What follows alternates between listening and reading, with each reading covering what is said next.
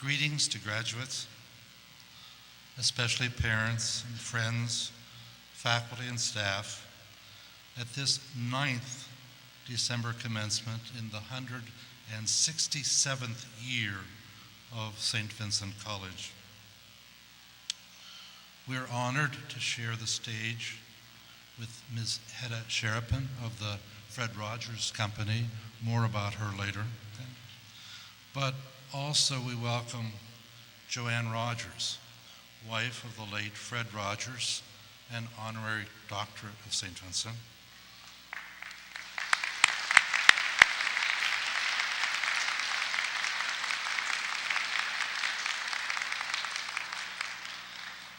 Welcome also to Joe Rubino, also honorary doctorate of Saint Vincent, grandfather of graduating senior Cassie Mazenga. Not with us are two Benedictines who passed away the last 2 months. Father Demetrius Dum served on our board of directors for many years, was a scripture scholar, faculty member, and rector of our seminary. Some of you in your first theology class may have read his book, Flowers in the Desert, A Spirituality of the Bible. I recommend it to all of you. The second Benedictine is our Father Sebastian Semay, who served on our board of directors, was our academic dean, an excellent professor of philosophy. But many of you will recognize his name, Father Sebastian, as Sebastian's Garden, that precious courtyard between the Basilica and Wimmer Hall. Come back, offer a prayer there, please. Today we honor a significant number of graduates in the Masters of Health Science in Nurse Anesthesia, but this is a special day for all of our graduates. In a little while, you'll become an official alumnus or alumna of Saint Vincent College. I will trust that we will continue our friendship, which has begun here and will last for years to come. It gives me great happiness to be together today at our Catholic Benedictine Liberal Arts and Science School, where we enjoy the freedom to experience the love of learning and the desire for God and the warmth that comes from the joy of honoring one another. Let us begin. Ms. Sharapan and Father Art Chabot, please come forward.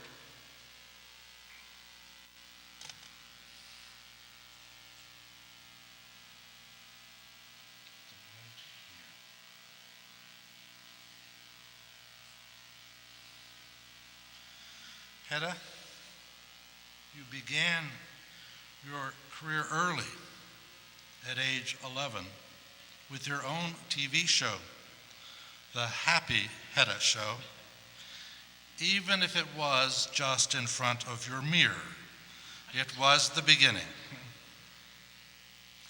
After college, on the advice from Fred Rogers, you did graduate studies in child development at the University of Pittsburgh. And during this time, Fred invited you to be his assistant director. Initially with no pay, you worked on this program behind the scenes.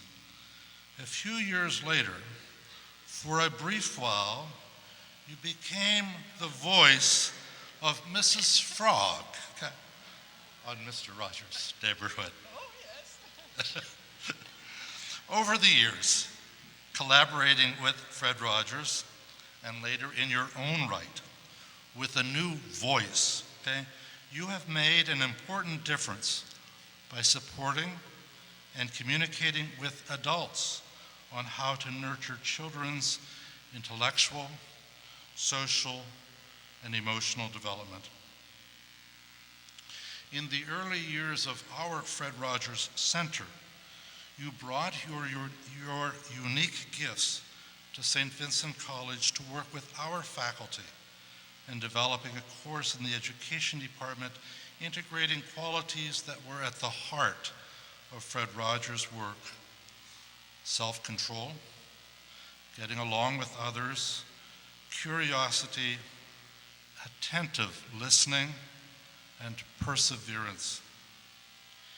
In your writings, you share with professionals and parents alike the wonder and the joy of guiding children through the challenges and the opportunities of early learning, of exploring the world, of becoming a unique individual. Your presentations and workshops for child-centered groups and organizations across the United States inspire all who speak to make the world a better place for children. You have a trusted voice that comes from the heart and draws from your grounding in child development to challenge us all to do what is best for the children. For all of this, Saint Vincent College proudly confers upon you, Hedda Bluestone Sharapan, the degree of Doctor of Humane Letters, honoris causa at Saint Vincent College this 14th day of December, 2013.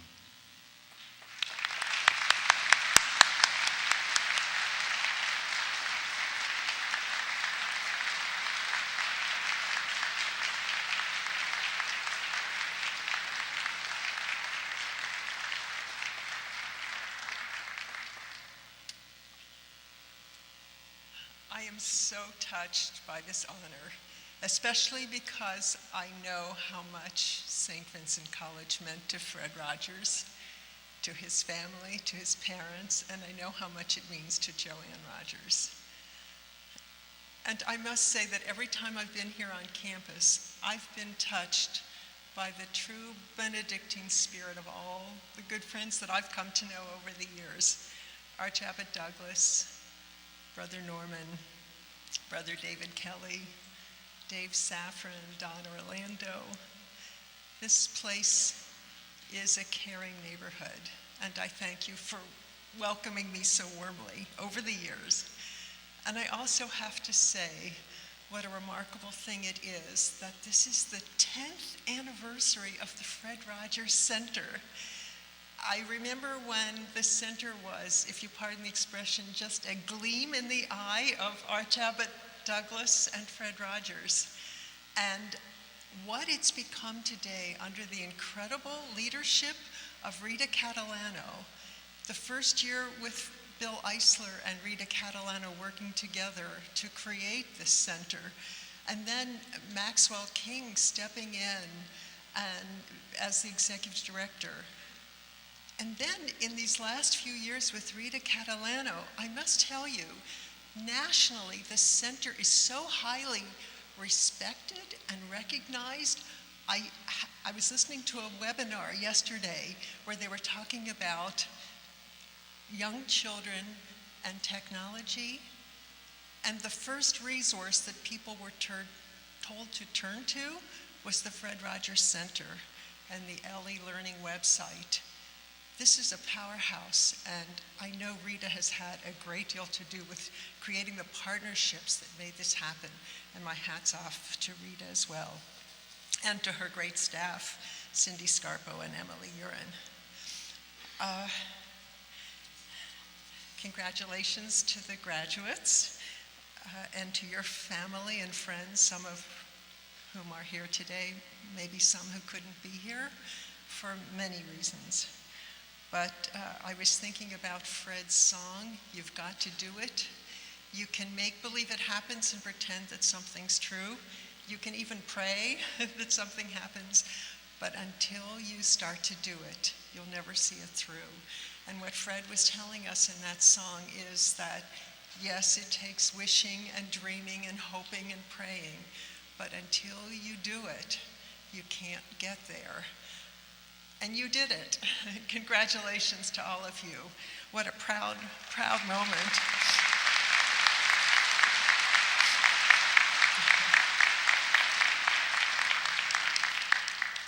Now, before I begin telling you some of what I have learned from Fred Rogers, particularly about the decisions that he made in the studio.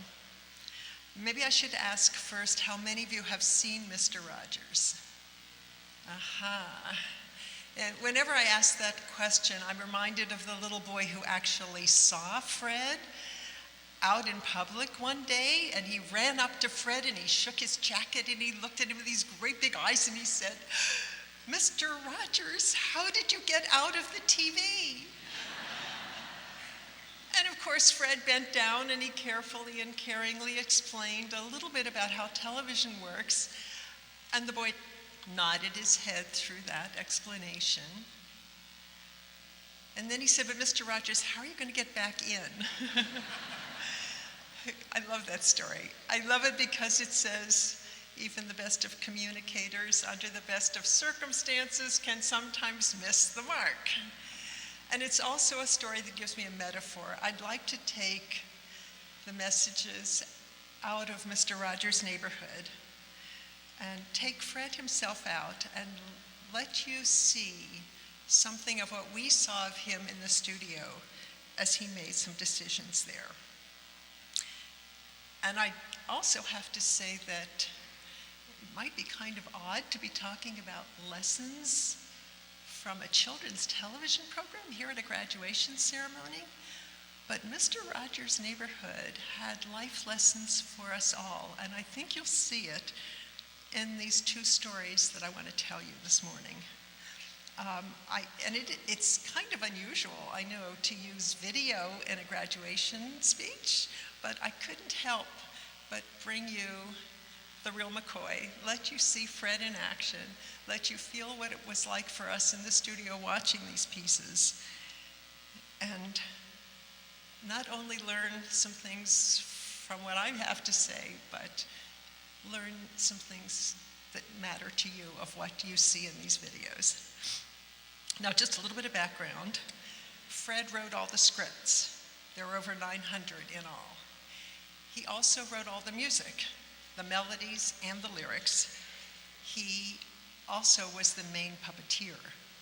Now, on top of all of that, and besides being the creator and the host, Fred was also essentially, he was the executive producer. And that meant that it was up to him to say, after we taped each segment, do we keep this and move on to tape the next one, or do we stop and do it again? So here's the first video. Imagine you're sitting in the studio thinking about what Fred's decision might be here. You're going to see the beloved folk singer Ella Jenkins with Mr. Rogers and Chuck Aber. Chuck was one of the regular neighbors on the program. Okay, let's see the video. And I remember when I was about 5 years old, we used to have recess, and in our schoolyard, some of the 6th and 7th, 8th graders were doing some pretty fancy rhythms, and I forgot sometimes where my head was, where my shoulders were, but we did something like this: head and shoulders, baby, 1, 2, 3. Try it with me. Head and shoulders, baby, 1, 2, 3. Head and shoulders, baby, 1, 2, 3. Head and shoulders, head and shoulders, head and shoulders, baby, 1, 2, 3. Now let's sing it. Oh. Head and shoulders, baby, 1, 2, 3. Head and shoulders, baby, 1, 2, 3. Head and shoulders, head and shoulders, head and shoulders, baby, 1, 2. Knees and ankles, baby, 1, 2, 3. Knees and ankles, baby, 1, 2, 3. Knees and ankles, knees and ankles, knees and ankles, baby, 1. Ankles and toes, baby, 1, 2, 3. Ankles and toes, baby, 1, 2, 3. Ankles and toes, ankles and toes, ankles and toes, baby, 1, 2, 3. And the way we used to end it was like this. That's all, baby, 1, 2, 3. That's all, baby, 1, 2, 3. That's all, that's all, that's all, baby, 1, 2, 3. And that is all it's time for us to get to the school to do our work with the children. Okay, fine. What Good are you seeing you gonna- again. Where are you going now? We're going over to one of the schools, and the neighborhood schools, and share some of these rhythms with them. Oh, so you teach in the schools too. Oh, thanks for coming. Good seeing you again. It's always great to be with you, Ella. Thank you, Chuck. Bye-bye. Sorry.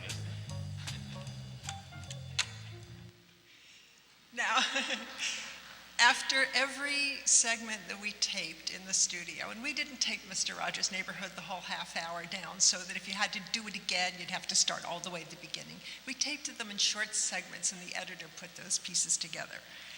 But after each segment, Fred came down off the set, and with the crew, with any staff that was there or any guests, he watched the tape to see, should we do this again or not?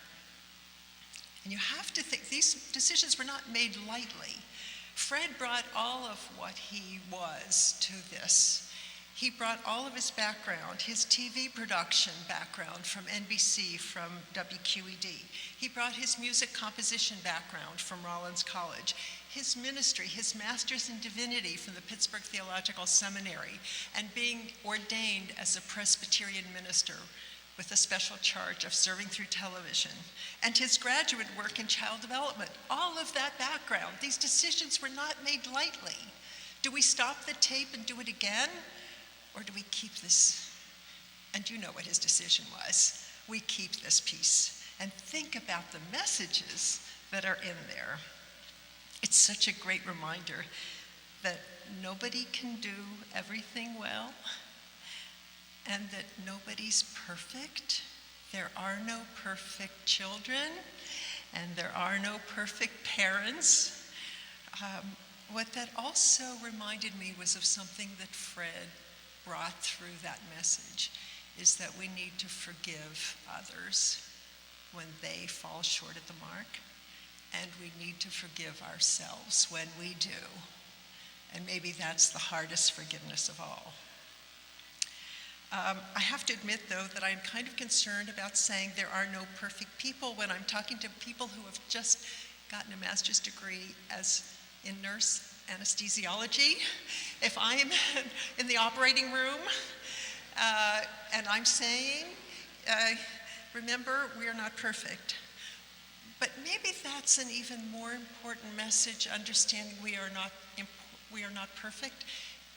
You know what carpenters say? You measure twice and cut once. And so maybe that says to all of us, check it again.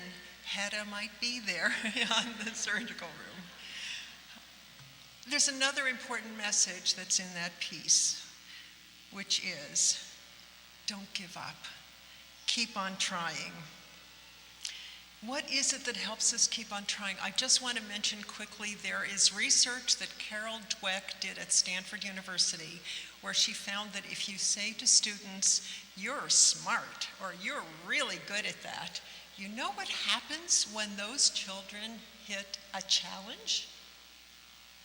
They tend to give up because they don't want people to think they're not smart or they're not good at that. And what that says to us is how important it is to recognize persistence, to keep on trying.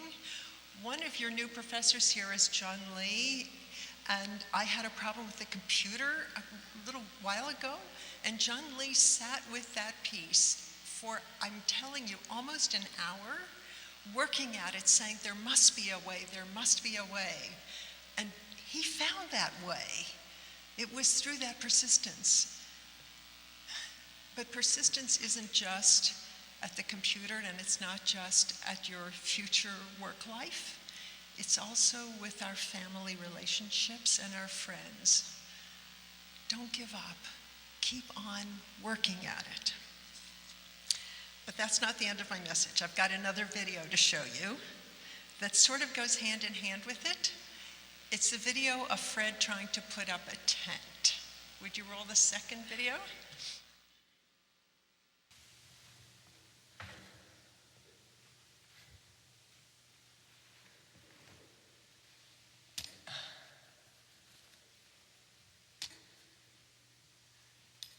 See that? Looks a little like a teepee, doesn't it? Of course, a teepee is a real home for some people. Yeah.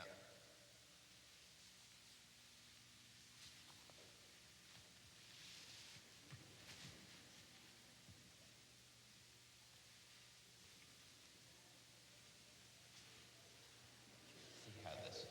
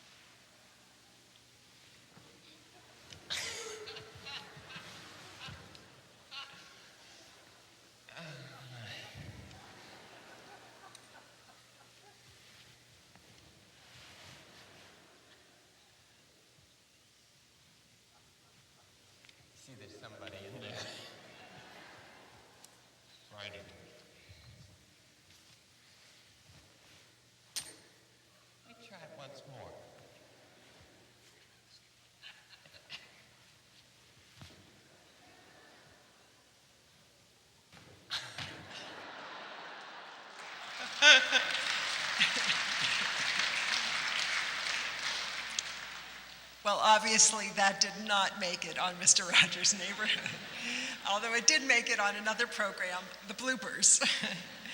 I want to tell you that I went to the video library to see how did he finally do it. As did he persist in learning how to put this tent up? Well, what happened on the actual program, now this time he came out with a tent in his hand and he walked into the yard and he started working on it. On the actual program, he came out empty-handed. He had nothing in his hands, and he said, "I'd like to show you what we have set up out here in the yard," which means, of course, that the crew worked together to put this thing up. But look at the important message in there. I was talking to you through the first video about Fred saying to us, stick with it, keep trying.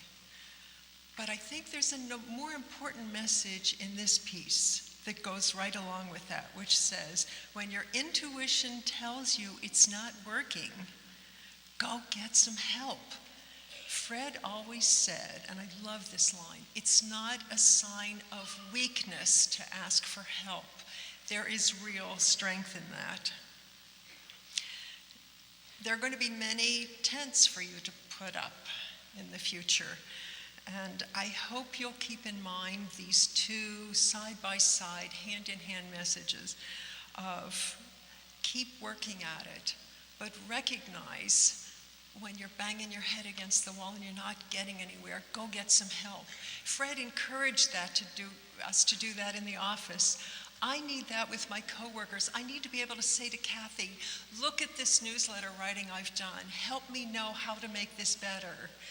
But it's not only in our work lives. We need that from our friends and family. I am so fortunate to have a sister and a next-door neighbor and daughters that I can call on and say, I need some help with this. Give me perspective. Thank you, Fred, for allowing me that. So I hope you hear those two messages hand in hand as you go on to build your own caring neighborhoods wherever you are.